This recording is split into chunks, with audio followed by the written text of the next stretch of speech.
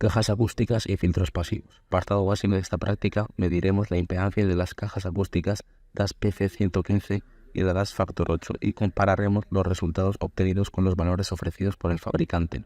Pero antes de medir, tenemos que saber que la impedancia es la oposición que ofrece la bobina del altavoz al paso de la señal aplicada desde la etapa de potencia y se mide en ohmios. La impedancia debe ser mayor a la resistencia medida, puesto que la impedancia es el resultado de la suma de la resistencia a la conducción inductiva. En primer lugar, mediremos la impedancia de la caja óptica DAS Factor 8, conectando el pin positivo con el positivo y el pin negativo al negativo. Las cajas acústicas PF115 no poseen filtro pasivo, por lo tanto mediremos la impedancia del altavoz de graves y medios entre los pines +1 y -1, mientras que la impedancia del altavoz de medios agudos se medirá entre los pines +2 y -2 del conector speaker o filtro pasivo DAS Factor 8. Para ello utilizaremos un generador de impedancia Promax PE005. Colocamos el pin rojo en la clavija roja y el pin negro en la clavija negra. Colocaremos la ruleta del generador en los 20 ohmios. Como observáis, obtenemos un valor aproximado de 7,69 ohmios, aproximándonos al valor de 8 ohmios que estima el fabricante. A continuación, mediremos la impedancia de la caja acústica DAS PF115, la cual carece de filtro pasivo en su interior. Conectamos la pinza negra, es decir, la negativa, con el menos, y la roja, es decir, la positiva, con el +1. Y obtenemos un resultado de unos 6,2 ohmios aproximadamente. Luego haremos lo mismo para sacar la impedancia de medios agudos que se encuentran en los pines +2 y -2. En este caso nos aparece una impedancia de 19,1 ohmios aproximadamente. Una vez hemos sacado estas medidas, pasaremos a comprobar algunos datos a tener en cuenta sobre las características de los altavoces, como son la respuesta en frecuencia, que supone el rango de frecuencia con el que es capaz de trabajar esta caja acústica, la sensibilidad, que es el nivel de presión sonora que un altavoz es capaz de proporcionar en su eje a 1 metro de distancia cuando le aplicamos un vatio de potencia desde la etapa.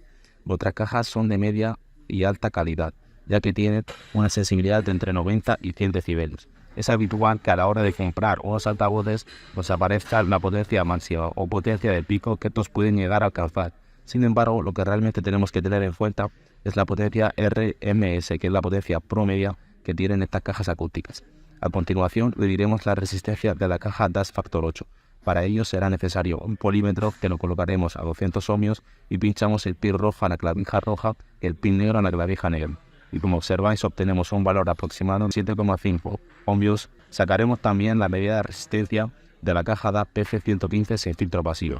Para ello colocaremos la ruleta del polímetro a 200 ohmios. El procedimiento será el mismo que hemos implementado a la hora de sacar la impedancia. Conectamos el pin positivo al pin +1 del conector speaker y el pin negativo con el -1. Como observáis, hemos obtenido un resultado de 6 ohmios. Ahora vamos a ver qué ocurre al medir la resistencia de los medios agudos.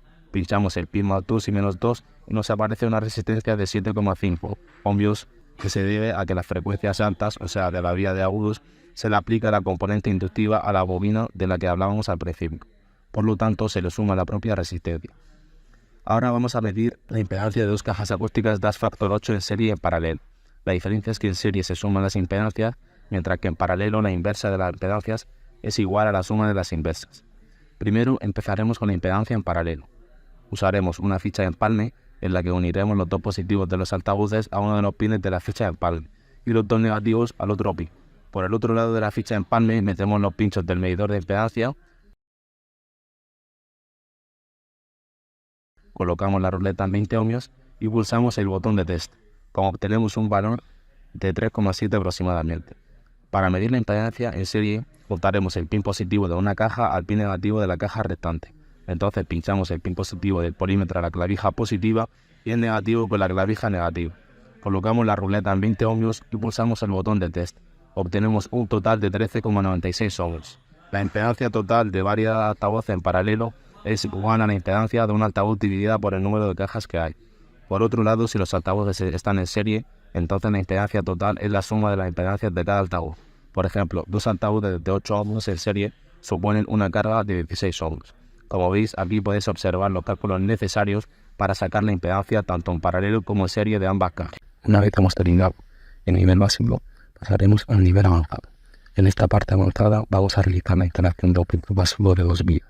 Los filtros pasivos tienen el objetivo de dividir el sonido en varias bandas de frecuencia. En el caso del filtro pasivo de 2 vías, lo que hace es dividirse la banda de grado en medios y la de medios a agudos. Para ello conectaremos un teléfono móvil, el cual emitirá la señal mediante conector mini jack a una mesa de mezclas del modelo Acoustic Control MX30. De la mesa de mezclas saldrá por la salida L del máster un cable con conector jack que llega a la entrada L de la etapa de potencia. Dicha etapa tiene dos salidas con polos positivos y negativos. Por el canal beige sacamos una resistencia de 82 ohmios y por el canal nos dirigimos a la entrada del filtro pasivo de 2 vías.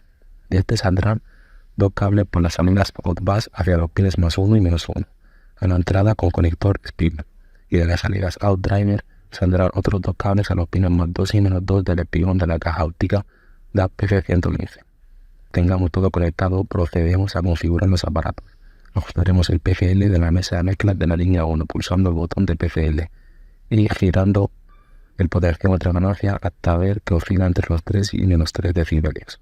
Luego ajustamos el main para sacar la señal por la salida del máster. Nos aseguramos también de darle ganancia a la etapa de potencia en el canal correspondiente, que en este caso dice en el canal A, y veremos cómo suena una canción generada por la fuente de sonido. Yo no sé si encontrarte, fue cuestión de suerte. Adivina tu acento, vino mi punto fuerte, pero sal de donde sea, mami, quiero tenerte. El objetivo es quitar las salidas o drivers del filtro pasivo que llegan a los pines +2 y -2 de conectores espigón. Es decir, la frecuencia media aguda para comprobar que solo se escuchan los sonidos reales de la canción elegida.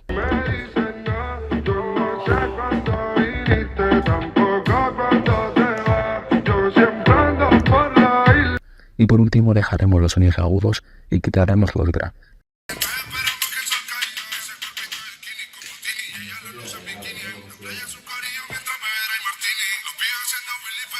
A continuación vamos a visualizar las respuestas de frecuencia para un filtro pasivo de 2 vías y de 3. Primero haremos una serie de cambios en el conexional de la instalación. Antes salía un conector mini jack del teléfono móvil, ahora salen dos conectores. A la entrada del Ultra World llega un conector Canon donde tenemos unas pinzas de cocodrilo a su extremo, con las que nos mostrarán la respuesta de frecuencia de las vías, de graves y agudas del filtro pasivo de 2 vías. De la mesa de mezclas Behringer Xenic 802 sacaremos una señal de la línea mediante conector RCA hacia la entrada de la etapa de potencia. De la etapa de potencia saldrá el pin positivo a la entrada del pin positivo y el pin negativo a la entrada del pin negativo del filtro pasivo de 2 vías. De la salida out-bus del filtro pasivo de 2 vías, el pin positivo irá al +1 de la caja acústica DAC PC115 y el pin negativo irá al -1 de la misma caja. De la salida out-high, el pin positivo irá hacia el +2 de la caja acústica y el pin negativo hacia el -2. Como ya sabemos, primero configuraremos los aparatos empezando por la mesa de mezclas. Para ello realizaremos el ajuste que hemos explicado anteriormente de PCL y MIG y mandamos la señal por la salida del máster. Una vez hemos configurado la mesa de mezclas Behringer, pasaremos a configurar el UltraCurve DSP. En primer lugar, nos aseguraremos de que la fuente esté en el modo derecho y que el nivel en decibelios esté a -19 decibelios y que la fuente de sonido que produzca el UltraCurve sea pink, es decir, ruido rosa. En primer lugar, sacaremos la respuesta en frecuencia de la vía de graves y en el analizador de espectro su respuesta de frecuencia. Esto se debe a que la vía de graves no está preparada para filtrar frecuencias agudas y deja directamente de reproducirlas. La frecuencia de corte inferior de la vía de agudos es 3150 kHz. Ahora pasaremos a sacar la respuesta en frecuencia de un filtro pasivo de 3 vías, siguiendo el siguiente esquema. De la entrada L del UltraCurve DSP llevaremos la señal a cada una de las vías mediante el conector Canon de la entrada hacia la salida con pinzas de cocodrilo. De la entrada del filtro pasivo de 3 vías sacaremos el pin positivo que irá al pin positivo del filtro pasivo de 2 vías y el pin negativo irá al negativo del filtro pasivo de 2 vías también. La pinza negra irá conectada a la masa común, mientras que la pinza roja irá conectada a la vía de graves, medios o agudos según la vía que vayamos a elegir. Para sacar la frecuencia de corte inferior y corte superior de la vía de medios, conectaremos la pinza roja al pin de medios y la pinza negra al pin de masa. La frecuencia de corte inferior de esta vía de medios es 500 Hz, mientras que la frecuencia de corte superior de la misma es 5000 kHz. Para sacar la frecuencia de corte superior de la vía de graves, conectaremos la pinza negra al pin de masa y la pinza roja al pin de graves. Y en este caso obtenemos una frecuencia de corte superior de esta vía de graves de 800 Hz. Para sacar la frecuencia de corte inferior de la vía de agudos, conectaremos la pinza negra al pin de masa y la pinza roja al pin de agudos. La frecuencia de corte inferior de la vía de agudos es 2500 kHz. Como veis, en esta tabla queda reflejada la frecuencia de corte inferior y superior de cada una de las vías, de ambas filtros pasivos de 2 y 3 vías, que hemos explicado anteriormente. Y hasta aquí la práctica de hoy.